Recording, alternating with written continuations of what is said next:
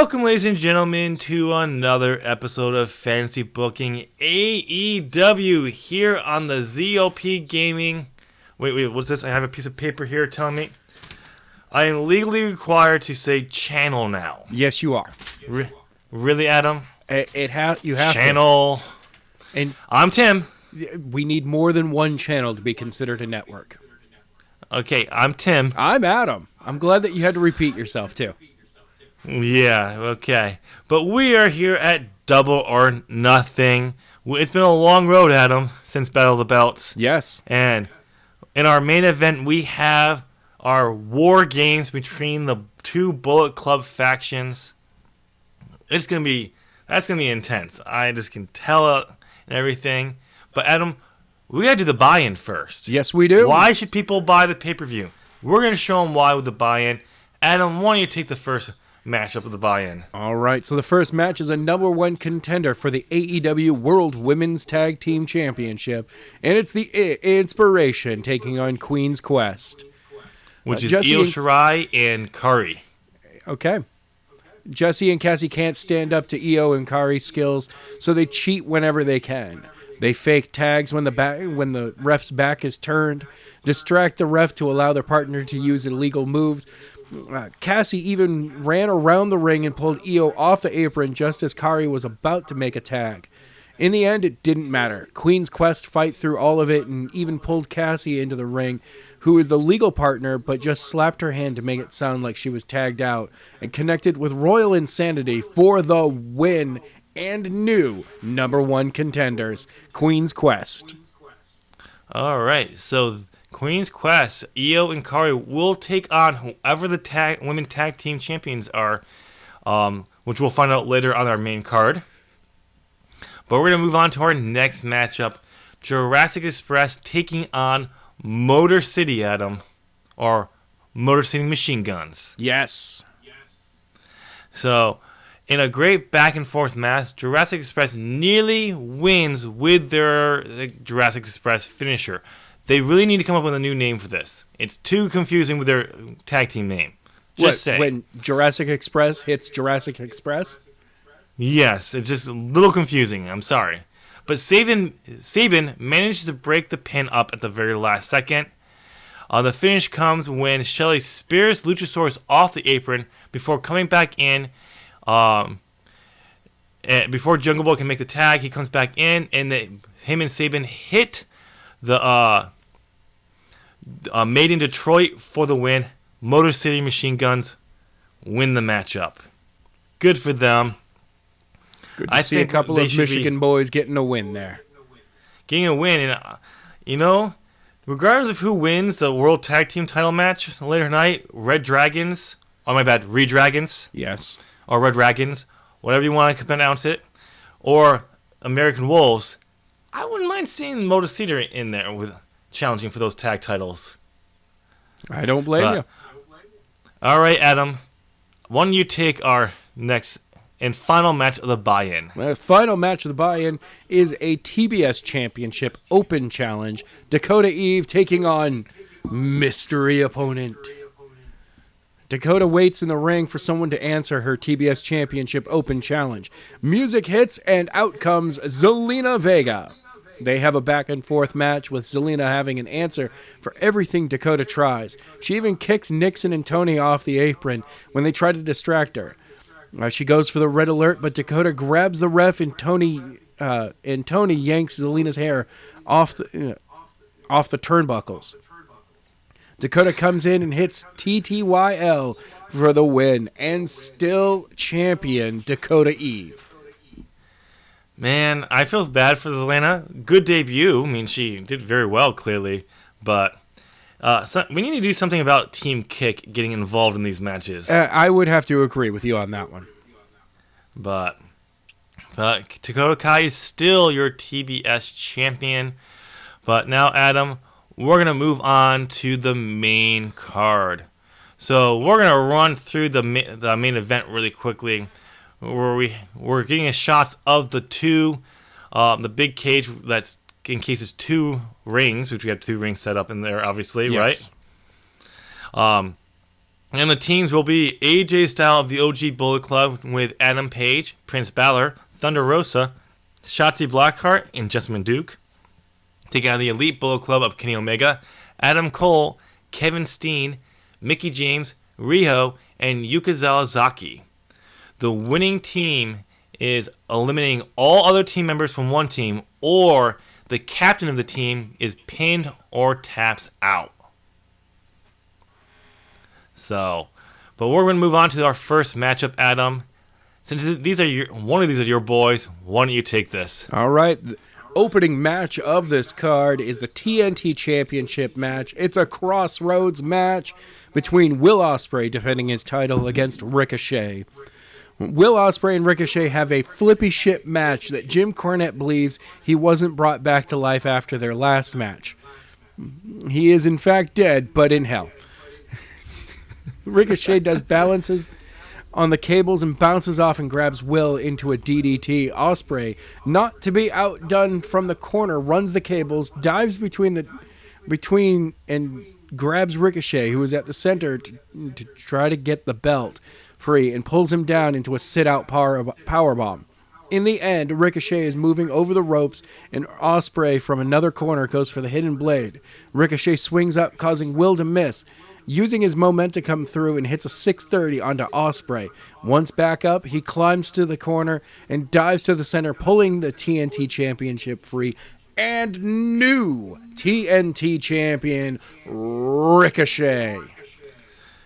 Wow. It seems like they did stuff that seems almost impossible in reality in this matchup. Yeah, absolutely. They were really trying to break Jim Cornette's brain, weren't they? They ran across ropes a lot. Yeah. So, Ricochet poses with the TNT Championship after the match. After Ospreay gets up, he extends his hands toward Ospreay, but he just walks off. Well, I mean, looks it's like Will. Would you expect him to shake hands after that match? No, he's gonna walk away. He's gonna pout like a little baby. Well, I mean, Ospreay. I can understand Ospreay. He lost his title without getting pinned, so he doesn't feel that maybe Ricochet fully won it. Who knows? We'll have to see going forward. But we gotta move on to another brutal matchup, Adam. We have a last team standing between the Bar and the Lucha Bros. Now, the Lucha Bros and the Bar fight around the arena, in the locker room, close counts throughout the where they're fighting, but the finish comes when they fight back up onto the stage. The Bar is beating up Penta and Rey down. Sheamus and Cesaro go to do double power bombs off the stage through some tables, but Rey and Penta fight out when they grab some weapons and crack them in the heads to get free. Penta starts going crazy, beating up both Sheamus and Cesaro around, while Rey just mysteriously disappears. Turns out he was climbing the top of the heel entrance when Penta got both Sheamus and Cesaro near the edge. Rey runs over the top of the entrance, dives off onto them, off the stage, and they go crashing through tables. The Bar is unable to meet the 10 count. Your winners, the Lucha Bros. Wow. Just wow. I knew the Lucha Bros were insane, and I knew Rey Fenix was insane, but that was really insane. That was absolutely insane. Not as reality possible like the TNT Championship Ultimate X match that we just had, but still crazy. Yes. All right, we're going to the back where AZM cuts a promo about her win over Serena was not a fluke because she isn't one of those girls who has only wrestled for a few years. She has been wrestling since she's 10. Dee made a mistaken her for one of those ladies. Tonight, she will beat her again. Well, she'll have to beat her at least matchup twice. So it's 2 out of 3 falls for this matchup, Adam. So why don't you take this one? All right. AZM taking on Serena Deebs, 2 out of 3 falls. Deebs attacks AZM on her way out to the ring with a chop block to her knee. She works it over before sending AZM into the ring. Deebs takes apart the leg, keeping AZM grounded. When Deebs can't get her to quit, she starts arguing with the ref. AZM fires up and sends Deebs to the outside. AZM runs and dives out, causing out of the ring, but Deebs moves out of the way and she crashes into the barricade. Deebs grabs a chair and jabs it into the worked over knee of AZM, causing a DQ, giving AZM a 1-up on Deebs. Deebs rolls AZM and locks in the Deebs talks. AZM screams before passing out. Deebs gets a decision. As the ref tries to wake up AZM, Deeb points into how smart she is. With his AZM finally awake, Deebs locks in the Deebs talks again, but AZM manages to get to the ropes. Deebs argues with the ref, but tries to work over the leg, but AZM gets out. Working off of one leg, she puts up a fight to Deebs. Eventually, she's able to run on it and dives at Deebs, who throws her into the ropes. AZM lands on the middle rope, looks back, jumps onto the top, springs board over, grabs Deebs' head, and hits a huge Asai DDT and covers Deebs for the win. AZM getting both of those decisions. Yeah, she didn't beat her just one more time. She beat her 2 more times. She did pass out at one point. Congratulations, EZM. Serena Deebs clearly made a mistake by getting herself disqualified. She thought that was going to help her get the win overall by doing that, but it seems to backfire on her. Absolutely. There you go. Now, if I'm not mistaken, AZM is currently undefeated. I do believe so. I think she's just maybe seeing some gold in her future. That's what I think she should be, because when you're undefeated, you should at least be getting a TBS championship shot. But at this point, especially with a huge victory, 2 huge victories over Serena Deeb. Yes. All right, Adam, take the segment as well. All right, the next match is the Dark Order versus Control Your Narrative. No, you segment below. Right, fine. You know, backstage, the Elite Bullet Club warming up to prepare to go to war. Young Bucks are nowhere to be seen. Okay, moving on. Now you can take the match. Dark Order versus Control Your Narrative. Dark Order attacks CYN backstage. They brawl to the ring. This is a brawl. Aubrey has a huge task keeping them under control. Ted and John shine here, taking it to Titan and Cross.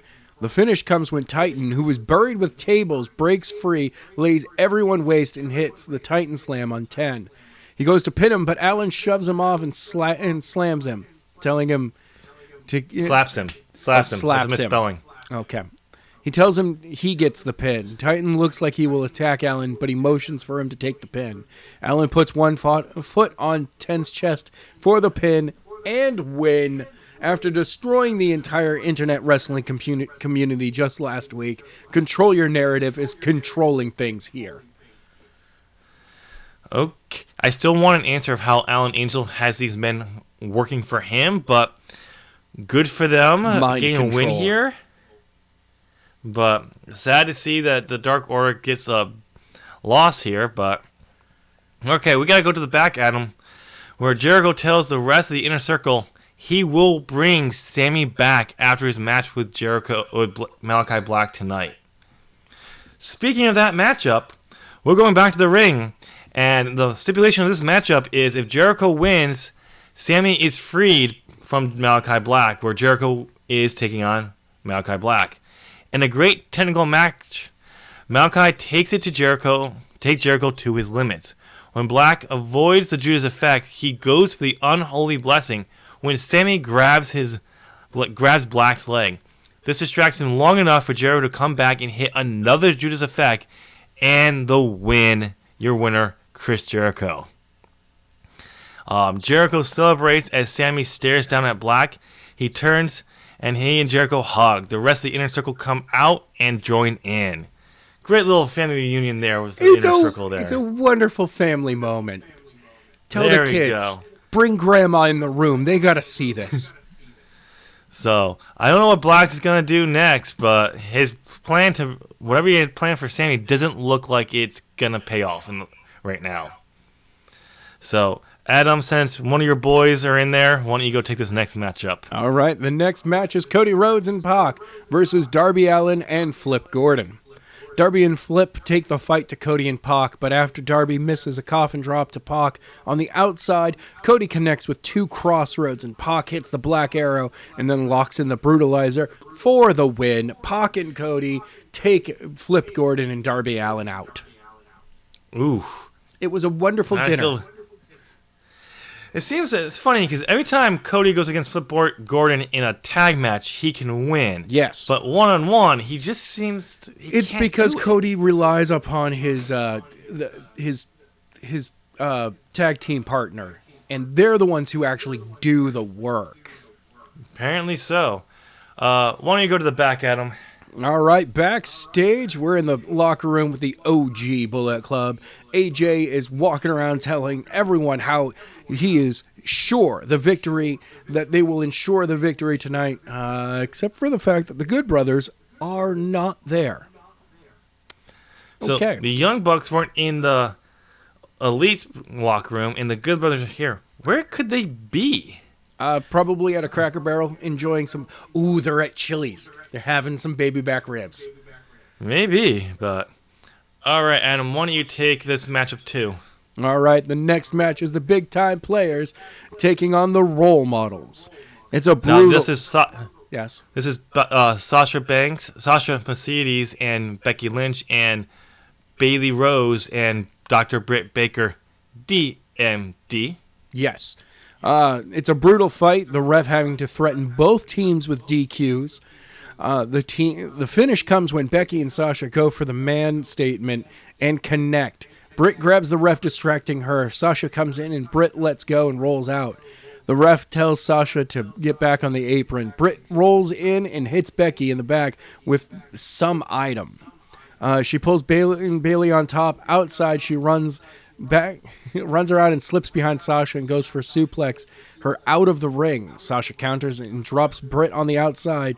The ref saw Bailey pinning Becky and counted the pinfall, since that's the legal thing going on. And your winners, role models. Oh, okay, so they just decided they had to cheat too. Well, that makes sense. I mean, why? Bailey can't why not? get a win. Hey, sometimes Bailey can't beat... What? Sometimes it's easier to just go about the cheating method. Oh, well, but something tells me this is not going to be the end between these two teams. But Yeah, probably not. Probably not. We'll have to see. We're going back to the backstage again, where the ReDRagons or the ReDRagons, whatever you want to pronounce it. It's not ReDRagons. Yes. Are warming up for their World Championship matchup. Adam, I guess I have to let you have another matchup because this is your girl. Oh, yes. So you're going to take match number 8. This is a match between Mayu Iwatani and Big Mama Thick, Jordynne Grace. A great back and forth match between these ladies, Mayu using more high flying and Grace using her power moves. The finish saw Mayu duck Grace's clothesline and slip around and grab her into her dragon suplex. Grace gets her shoulder off the mat barely before 3. Mayu can't believe it and picks her up and goes for it again, but Grace breaks free, levels Mayu, and locks in Big Mama Thick. Mayu taps right out. And your winner, Jordynne Grace. That's a big win for Jordynne Grace right there. Oh, absolutely. Sad to see Mayu lose, but it's a really good back and forth matchup. Good for her, good showing. But I have a good feeling that Mayu will come back from this. But Jordynne Grace is on a winning streak right now. Absolutely. So we'll have to see where things go for her. But why don't you take the segment afterwards? Well, Jordynne celebrates her win, and Mayu gets up and extends her hand to Grace, who accepts it and shakes it. Good show of respect between these two ladies. All right, Adam, we're going to go to the ring, and it's now time for the World Tag Team Championship. The American Wolves taking on ReDRagons or ReDRagons, whatever one you want to pronounce it as, but definitely not ReDRagons. No, there's only one D. Yep. So the American Wolves and ReDRagons have a barn burner of a match, fighting around the ring, in the crowd, back and forth. The finish comes when the ReDRagons hit high-low, but Davey Richards breaks the pin up at the very last seconds. Bobby Fish goes towards Richards, but he counters it, throwing him out of the ring. Kyle comes in, but Richards spears him, and then Eddie back up on his feet. They hit Force of Nature for the win, and still tag team champions, the American Wolves. Wow. Okay. All right. We're going to go to the backstage where Raving, Goths, B. Priestley, and Priscilla Kelly talk about how bad reputation Aleah James and Zoey Skye won the tag team championships at Battle of Belts, and how they had to cheat and got some big victories, but they ultimately had help in cheating. Now they have to face them tonight, and they are going to show them why they are the number one contenders, and we'll be walking out with those straps. All right. All right, Adam, why don't you take match number 10? This is a match between CM Punk and MJF. It's a technical classic, each man showing what they can do and telling a story of hate and disrespect for each other. The finish comes when MJF has Punk in the salt of the earth, but can't get him to tap. He calls for Wardlow to bring him Punk's ring. Wardlow walks out and places the ring on the apron. MJF grabs it and stands, going to put it on, but Aubrey sees it. She grabs it from MJ, but MJF fights her for it. And it falls next to Punk. Aubrey says that she will DQ him. MJF shoves past her and grabs Punk, who clocks him with the ring on his hand and pulls it off. Punk stands, grabs Max, and continues with a GTS, but doesn't go for the pin. He locks in the Anaconda Vice, forcing MJF to tap out. And still, the best in the world, CM Punk. You tapped out. You know we're going to probably hear that in next week's Dynamite, probably. Yes, during a promo where MJF will be talking about how CM Punk had to use the ring in order to beat him. Of course, not completely ignoring the fact that he's the one that called for it to come down. Of course, of course. But post-match, Punk celebrates with the win, his win over MJF, and he makes a little motion at him around his waist. Is he looking to possibly get some gold, weight? maybe? Work on his cardio? Is that what he's trying to say? No, I think he's looking for maybe some championship gold. Oh, I thought he was... Dynamite Diamond on Battle Diamond Ring, but I think he wants something that goes around his waist. Oh, I thought he was asking if anybody had seen his cummerbund. Nope. Okay. All right, we're going to move on to our next matchup before War Games. It is for the World Women's Tag Team Championship. Bad Reputation, which is Aleah James and Zoey Skye, taking on the Raving Goths of B. Priestley and Priscilla Kelly. Now, Aleah James and Zoey Skye go out of their way to cheat. They don't hide it from the ref, clearly hoping to get disqualified. The ref does not give this to them. This allows B and Kelly to have an opening. They start beating up Aleah and look to go for the mark of the beast, but Zoey cracks Kelly in the back with a chair in front of the ref.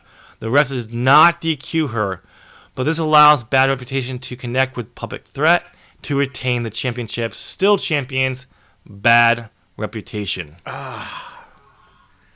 I understand. I understand ref's discretion, but should have just gone with the DQ.